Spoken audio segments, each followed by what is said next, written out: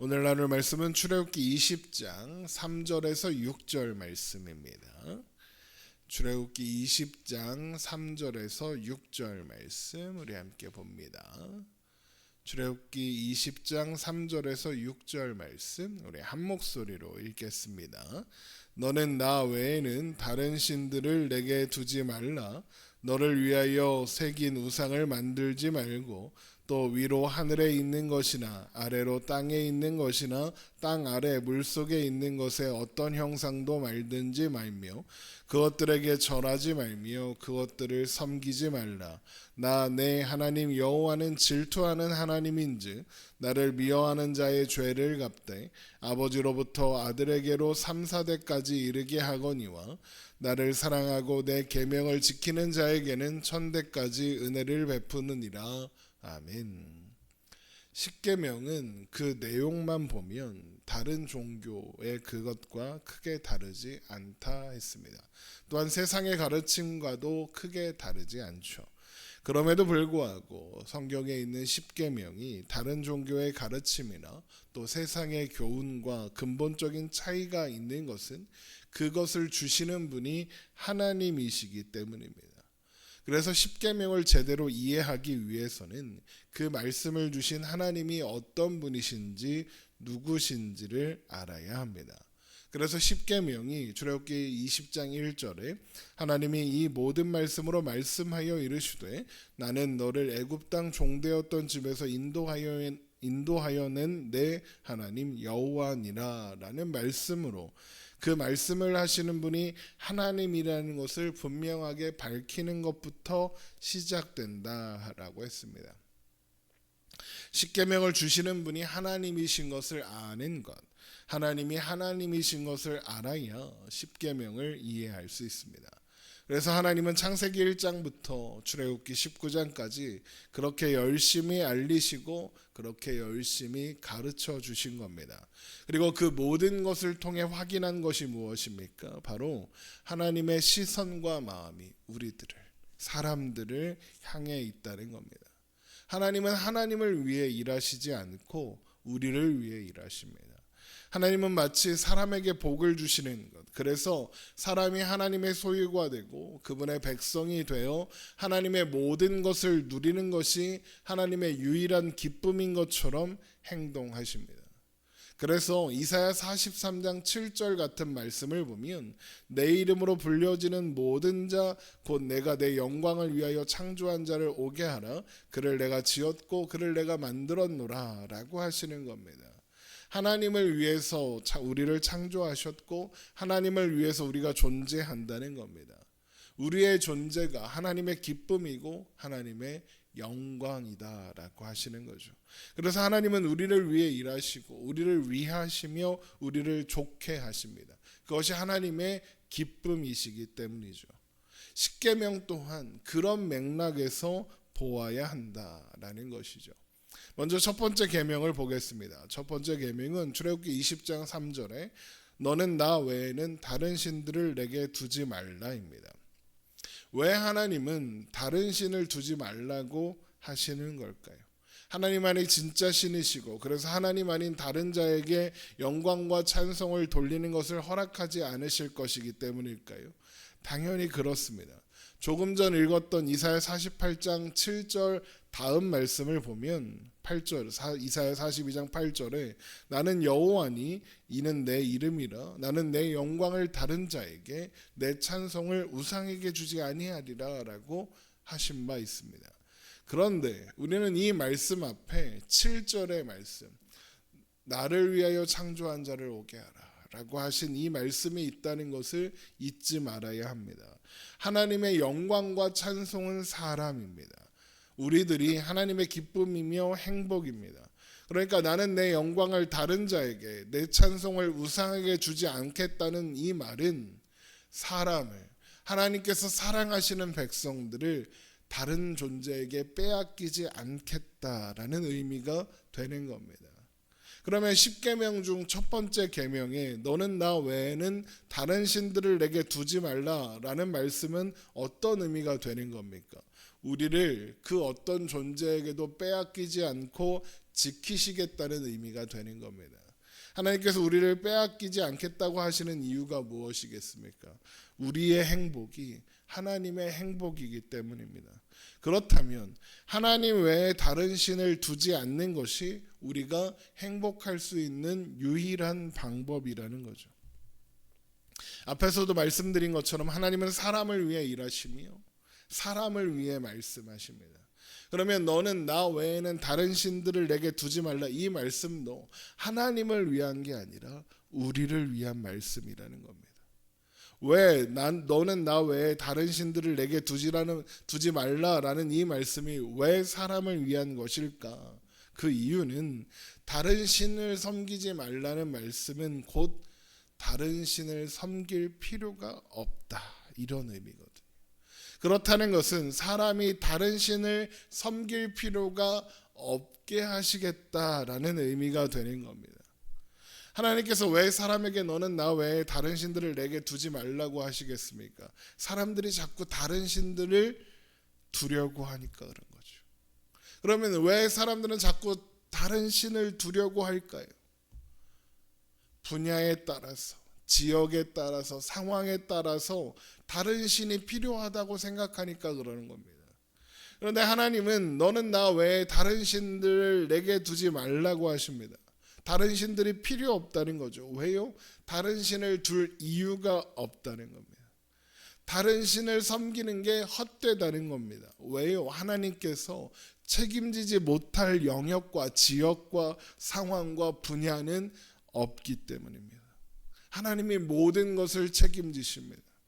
그걸 가르치시려고 하나님은 온 세계가 나에게 속하였다라고 말씀하셨고, 하늘과 땅과 바다와 육지가 하나님께 순종하는 것을 보여주신 것이며, 먹고 마시는 것이 부족함이 없이 주셔서 먹고 마시는 것도 하나님께 달려있다 보여주신 거고, 전쟁과 생명을 주관하신다는 것도 보여주신 겁니다.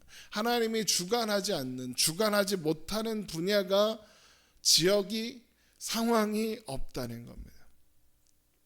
결국 하나님께서 너는 나 외에 다른 신들을 내게 두지 말라라고 말씀하시는 것은 하나님의 유일성을 강조하는 것 이상으로 하나님이 우리의 아버지가 되시겠다, 하나님이 우리의 유일한 보호자, 우리의 유일한 책임자가 되시겠다고 하시는 겁니다. 그러니까 다른 신들을 둘 필요도 이유도 없다라고 하시는 거죠. 결국 너는 나 외에 다른 신들을 내게 두지 말라, 이 첫 번째 계명은 다른 신들을 둘 필요가 없다고, 너는 하나님만 의지하면 된다고, 하나님이 다 책임지신다고, 하나님만이 도움이시며 보호이시라고, 하나님만 믿고 의지하면 된다고 우리를 설득하시는 겁니다. 이어지는 두 번째 계명도 마찬가지입니다. 출애굽기 20장 4절입니다. 너를 위하여 새긴 우상을 만들지 말고 또 위로 하늘에 있는 것이나 아래로 땅에 있는 것이나 땅 아래 물속에 있는 것의 어떤 형상도 만들지 말며.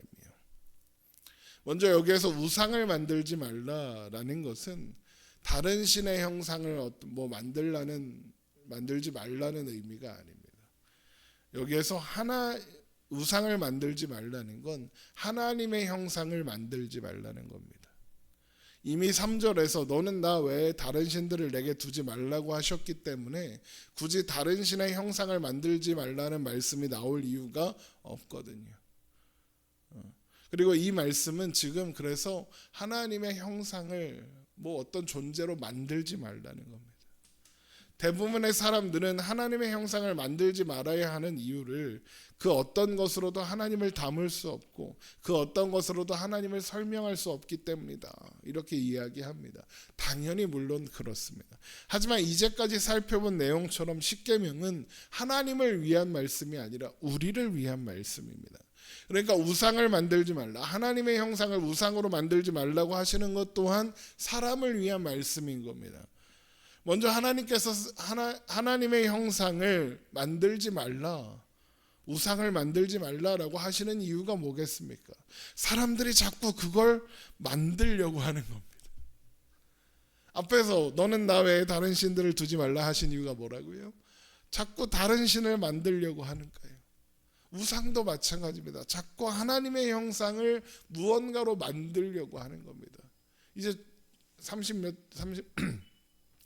출애굽기 후반부에 가서 확인되겠지만 이스라엘 백성들도 그 짓을 합니다. 그러면 사람들은 왜 하나님의 형상을 만들려고 할까요? 출애굽기 20장 4절을 보겠습니다. 너를 위하여 새긴 우상을 만들지 말고입니다.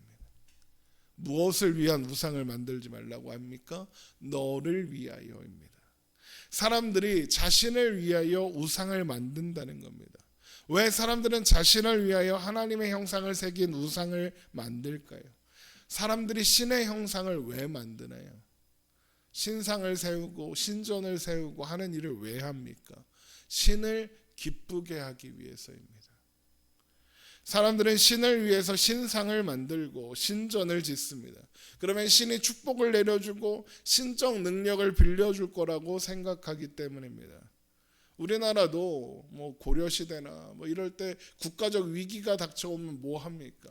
불상을 만들고 뭐 팔만대장경을 만들고 그게 무슨 소용이 있습니까? 지금 당장 나라는 망해가고 있고 몽골이 쳐들어와서 지금 온 백성들이 피폐하여 고통 중에 있는데 그 목판 만들면 나라가 지켜집니까? 그런데도 그 짓을 합니다. 왜요? 그렇게 해서 부처가 지켜줬으면 하는 겁니다. 자신을 위해 자기가 복 받으려고 자기가 잘 되기 위한 방법으로 신의 기분을 맞춰주기 위해서 신의 형상을 만드는 겁니다.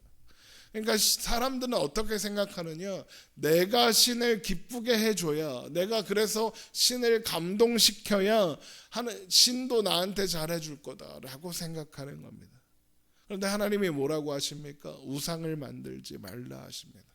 하나님을 위해 그 어떤 형상도 만들 필요가 없다 하시는 겁니다. 출애굽기 1장부터 19장까지의 말씀에서 이스라엘이 어떻게 복과 은혜를 받았습니까? 이스라엘 백성들이 먼저 하나님을 기쁘게 해드리고 하나님을 만족시키고 하나님을 감동시켜서 그래서 하나님이 만나를 내려주시고 그랬더니 홍해를 갈라주시고 그랬더니 반석에서 물이 나게 하고 하셨나요? 아닙니다. 이스라엘은 하나님을 잊고 있었습니다. 하나님을 기쁘시게 해드리기는커녕 원망하고 불평했습니다. 그런데 하나님이 먼저 기억하셨고 먼저 행동하셨습니까? 행동하셨습니다. 원망과 불평에도 그들을 버리지 않으시고 은혜를 베푸셨습니다. 만나를 주셨을 때도 그들은 원망과 불평을 했고 반석에서 물이 나게 하셨을 때도 그들이 원망과 불평했습니다. 불기둥 기둥이 그들이 그렇게 원망하고 불평하는 와중에도 한 번도 떠난 적이 없습니다. 하나님은 이스라엘이 하는 행동에 따라서 반응하거나 움직이신 적이 한 번도 없으신 겁니다. 하나님은 이스라엘에게 은혜가 필요하다는 것을 아시고 먼저 은혜를 베푸셨습니다. 하나님은 먼저 인간의 필요를 아시고 먼저 채우시는 분이다라는 겁니다. 그래서 예수님께서 마태복음 6장 31절에 그러므로 염려하여 이르기를 무엇을 먹을까 무엇을 마실까 무엇을 입을까 하지 말라 이는 다 이방인들이 구하는 것이라 너희 하늘 아버지께서 이 모든 것이 너희에게 있어야 할 줄을 아시느니라 라고 말씀하시는 겁니다. 하나님은 사람이 찾지도 구하지 않을지라도 하나님을 기쁘게 하거나 감동시키지 않을지라도 사람에게 필요한 것을 먼저 그리고 충분히 공급하시는 분이십니다. 하나님은 하나님을 감동시키기 위한 어떤 행동, 하나님을 높이기 위해 어떤 형상을 만들거나 어떤 예물을 드리거나 하는 일이 필요하지 않으십니다. 하나님이 기뻐하시는 제사는 좋은 예물, 값진 선물이 아니라 하나님을 찾는 마음, 하나님을 의지하는 마음, 하나님과 동행하는 마음, 상한 심령의 마음입니다. 또한 그래서 하나님은 하나님의 형상을 만들고 형상에게 절하는 것을 절하고 섬기는 것을 미워하겠다, 질투하겠다. 그 죄를 아버지로부터 아들에게로까지 3, 4대까지 이르게 하시겠다라고 하시는 겁니다. 출애굽기 20장 5절입니다. 출애굽기 20장 5절 그것들에게 절하지 말며 그것들을 섬기지 말라. 나 내 하나님 여호와는 질투하는 하나님인즉 나를 미워하는 자의 죄를 갚되 아버지로부터 아들에게로 3, 4대까지 이르게 하거니와. 하나님의 형상을 우상으로 만들어 놓고 그것에 절하고 그것을 섬기는 게 어떤 일이라는 겁니까? 하나님을 미워하는 행동이라는 겁니다. 3, 4대까지 이르게 하. 그래서 그 죄를 3, 4대까지 갚으시겠답니다. 이 말씀은 3, 4대까지 하나님께서 벌을 대대로 내리시겠다. 그래서 이 말씀을 근거로 한때 유행했던 게 가게에 흐르는 저주를 끊어야 된다. 뭐 이런 게 있는데 그런 말이 아닙니다. 당시에 3, 4대는 보통 같이 살았습니다. 그래서 이런 표현이 나오는 겁니다. 그러면 하나님을 위해 형상을 만들고 그것에 절하고 섬기면 하나님의 질투와 미움과 죄갚음을 3, 4대까지 이르게 받는다. 이게 무슨 의미겠습니까? 하면 벌 받는다. 이런 의미겠습니까? 늘 지금 계속 말씀드리겠니 하나님의 모든 말씀을 우리를 위한 것이라고 했잖아요. 그러면 뭐겠습니까? 그런 거 해봤자 하나님은 기뻐하지 않으신다. 하나님은 그런 거 해봤자 오히려 화내신다. 해봤자 벌만 받는다. 이겁니다. 절대 하지 말라는 겁니다. 이게 무슨 뜻입니까? 하나님께서 그의 사랑하는 사람들이 헛되고 어리석은 행동을 하지 않도록 무익한 일을 하지 않도록 그런 일을 하는 대신에 하나님의 은혜를 누리는 존재가 되도록 질투해서 그러시는 것처럼 열심히 일하시겠다라고 의지를 표명하시는 겁니다. 하나님의 열심으로 하나님의 사랑으로 그럴 필요가 없게 할 테니 이미 그럴 필요가 없었으니 하지 말라는 겁니다. 그래서 말씀이 이렇게 이어지는 거죠. 출애굽기 20장 6절 나를 사랑하고 내 계명을 지키는 자에게는 천대까지 은혜를 베푸느니라. 하나님을 사랑하랍니다. 하나님을 사랑하는 게 뭡니까? 내 계명을 지키는 자에게 하나님의 계명을 지키는 거랍니다. 하나님의 계명이 뭡니까? 다른 신 섬기지 않는 것, 하나님을 위한 형상을 만들지 않는 겁니다. 그런 것들을 할 필요가 없는 행동이니까 하지 말라고 하시는 거라고 했죠. 하나님의 말씀을 듣고 필요 없는 행동 하지 말라는 거 안 하는 게 하나님의 계명을 지키는 거랍니다. 그리고 그게 하나님을 사랑하라 하는 거라는 겁니다. 하나님께 복 받아보자고 형상 만들고 절하고 섬기는지 그거 하지 말라는 겁니다. 하나님으로 만족하고 하나님 안에서 기뻐하고 하나님으로 인하여 행복해라. 그게 너희가 나를 사랑하는 방법이다. 쓸데없는 집 좀 하지 말고 나와 함께 하자. 하나님은 지금 그런 말씀을 하시는 겁니다. 결국 십계명은 우리가 지켜야 할 명령과 규례 이전에 우리에게 행복과 자유와 안식을 주시려는 우리를 향한 하나님의 사랑이고 은혜인 겁니다. 이것을 기억하시기 바랍니다. 기도하겠습니다.